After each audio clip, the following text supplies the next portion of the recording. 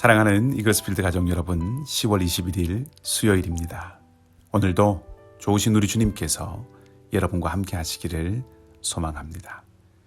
오늘 우리가 함께 나눌 말씀은 예레미야 8장 18절에서 9장 9절까지의 말씀입니다. 예레미야 8장 18절에서 9장 9절까지의 말씀입니다. 구약성경 1064쪽입니다. 말씀을 읽겠습니다. 슬프다 나의 근심이여, 어떻게 위로를 받을 수 있을까? 내 마음이 병들었도다. 딸 내 백성의 심히 먼 땅에서 부르짖는 소리로다. 여호와께서 시온에 계시지 아니한가? 그의 왕이 그 가운데 계시지 아니한가?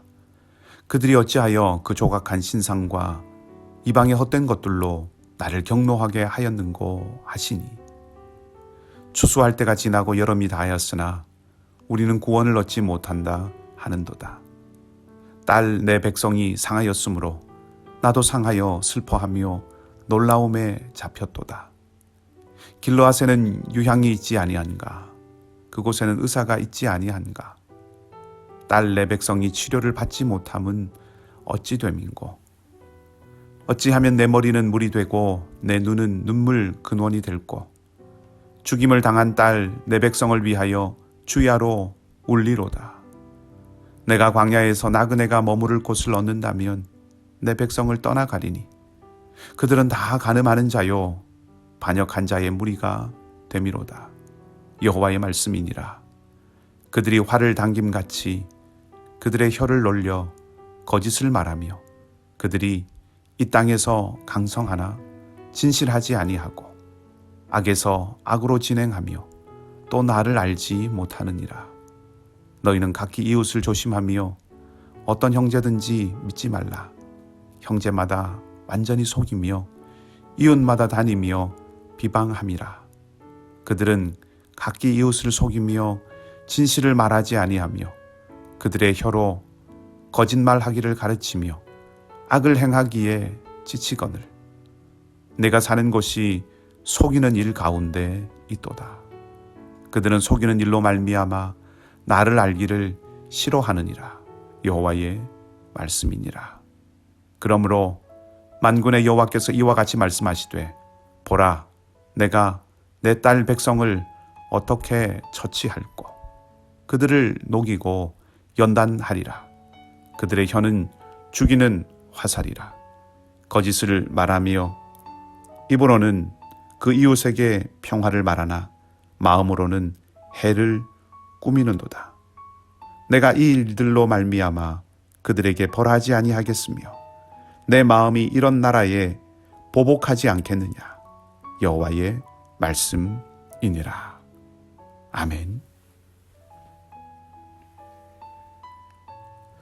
장기나 바둑이나 혹은 체스 같은 것을 하다 보면 수가 점점 몰리고 선택의 여지가 없는 경우가 생기기도 합니다. 비단 이런 게임뿐 아니라 어떤 경우에는 삶에 있어서도 선택할 수 있는 경우의 수가 별로 많지 않은 경우가 있지요. 선택할 수 있는 폭이 너무 넓어도 고민이 많겠지만 선택할 수 있는 여지가 한두 가지밖에 되지 않더라도 참 선택을 위해서 깊이 고민하는 경우가 많습니다. 대개 그런 경우는 별로 좋지 않은 상황에 내몰린 경우가 많기 때문에 그렇지요. 오늘 본문을 읽어가면서 하나님은 하나님대로 여지가 별로 없으시고 예언자는 예언자대로 여지가 별로 없는 것 같다는 느낌을 많이 받습니다. 심판받게 하실 것이 없으신 하나님. 그런 운명 앞에 놓인 민족을 바라보면서 통곡하는 것밖에는 할 것이 없는 예언자. 그리고 무엇보다 이런 상황이 만들어지도록 스스로를 이 파멸의 길로 걷게 한 유다 백성들의 안타까운 모습. 이런 것이 이 본문을 지배하고 있는 그림입니다. 변하지 않는 백성들, 돌이킬 가망이라고는 전혀 보이지 않는 나라. 마치 추락하듯이 곤두박질치는 모습을 계속 확인하고 있습니다. 심지어 예레미야는 이미 기도조차 금지를 당했지요. 마음의 병을 얻은 예언자가 할 수 있는 것이라고는 통곡, 우는 것뿐이었습니다. 얼마나 마음이 애잔한지 자기 눈이 눈물의 근원이 되면 좋겠다라고 말합니다.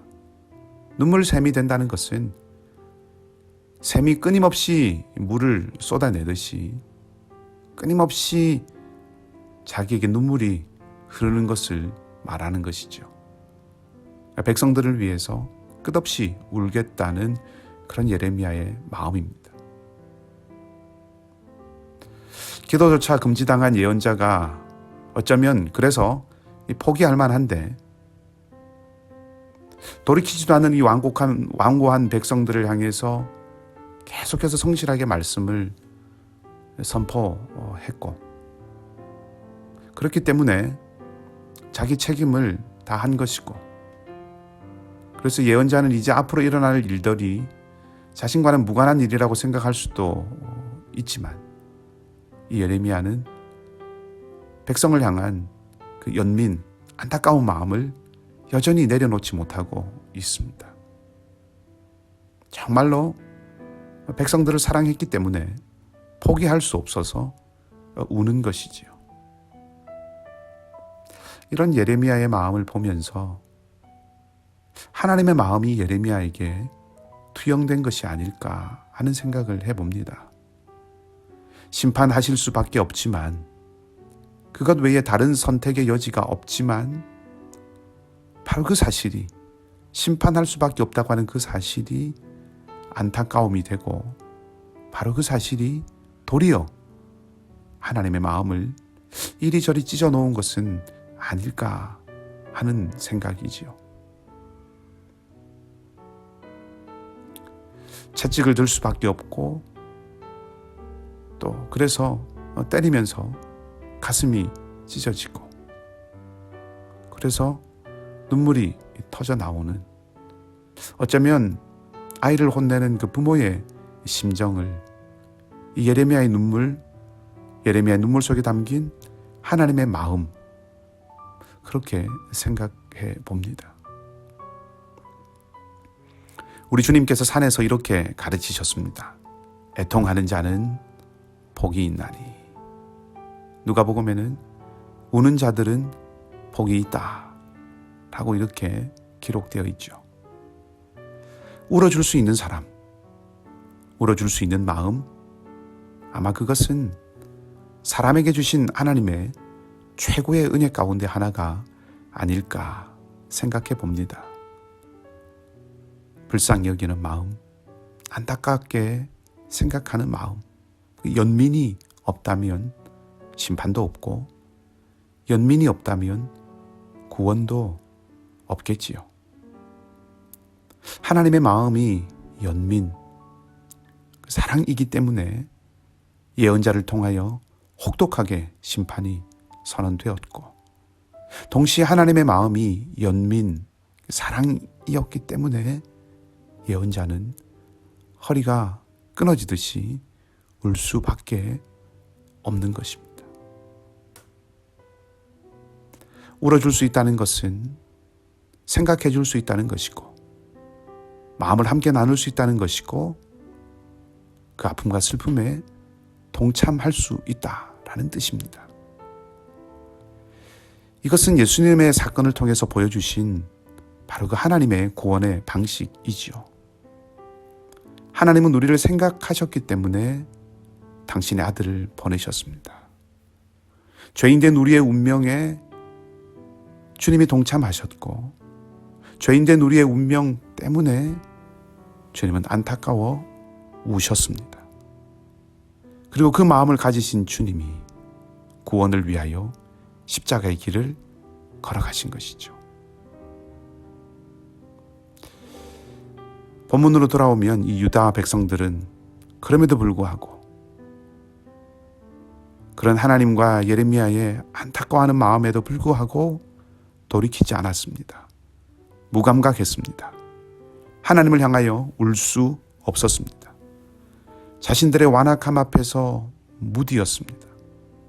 그래서 이웃의 아픔과 부조리와 폭력에 마음을 쓸 수가 없었습니다. 그저 자신만 생각하며 살아가는 것에 너무나도 익숙해졌습니다. 그리고 그것은 결국에는 하나님마저 버리고 하나님께 대해서마저 무감각해지게 만들었습니다. 오늘날 우리가 회복해야 하는 마음 가운데 하나가 울어주는 마음이 아닐까요? 시대의 아픔을 향해서, 우리의 약함을 향해서 통곡하고 우는 것이 필요하지 않을까요? 눈물은 나약함과 무기력함이 아니라 하나님의 마음을 담아내는 가장 아름다운 통로 가운데 하나입니다. 우리가 이 땅의 악함을 향해서, 우리가 이 땅의 황무함으로 인해서 우리가 우리의 약함과 허물과 부족을 위해서 울 수 있다면, 형제와 자매의 아픔과 슬픔을 향하여 눈물을 흘리고 애통해할 수 있다면 바로 거기에서 하나님의 회복이 일어날 수 있을 것입니다.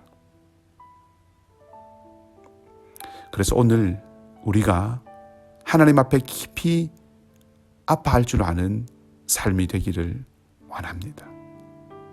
그래야 다시 한번 주님께로 돌이킬 수 있는 하루가 되기를 원합니다. 유다의 실패와 아픔이 우리를 살리는 길과 디딤돌이 되는 은혜가 있기를 바라고, 그 백성을 향한 하나님의 마음을 연민으로 안타까움으로 받아낸 그 예레미야처럼 우리도 이 땅을 향하여서, 이 세대를 향하여서, 형제와 자매를 향하여서 하나님의 마음을 품어낼 수 있는 복된 삶이 되기를 주님의 이름으로 소망합니다. 함께 기도하겠습니다. 자비로우신 아버지 하나님, 은혜에 감사를 드립니다. 영원히 주님과 멀어질 수밖에 없는 우리를 자비와 사랑으로 값없이 구원해 주시고 우리를 이끄시고 인도하시니 또한 감사합니다. 오늘도 한 걸음 더 주님의 성품에 가까워지게 하시고 세상과 사람 사이에서 하나님의 나라를 선포하고 하나님의 은혜를 흘려보내는 축복의 통로로 살아가게 하여 주시옵소서. 예레미야의 심정, 또한 우는 자와 함께 울라는 그 말씀, 그것이 우리 안에서 살아있기를 원합니다. 주님 닮은 긍휼과 애통하는 마음, 슬픈 자, 약한 자, 아프고 상한 자들과 기꺼이 함께 울어줄 수 있는 주님의 마음을 품게 하여 주시옵소서. 하나님, 주님의 자비와 긍휼이 더욱 필요한 자리들이 있습니다. 모든 처소마다 친히 찾아가셔서 오늘도 회복의 새빛을 비추어 주시고 생명의 말씀을 허락하여 주시옵소서. 그리하여 회복과 일어서는 역사를 저희들이 보게 하시고 기쁨의 소식들을, 소망의 소식들을 우리 모두가 듣게 하여 주시옵소서. 감사를 드리며 사랑이 많으신 주님 예수 그리스도 이름으로 기도하옵나이다. 아멘. 각자 기도하시고 믿음으로 승리하는 귀한 삶이 되시기를 주님의 이름으로 축복합니다.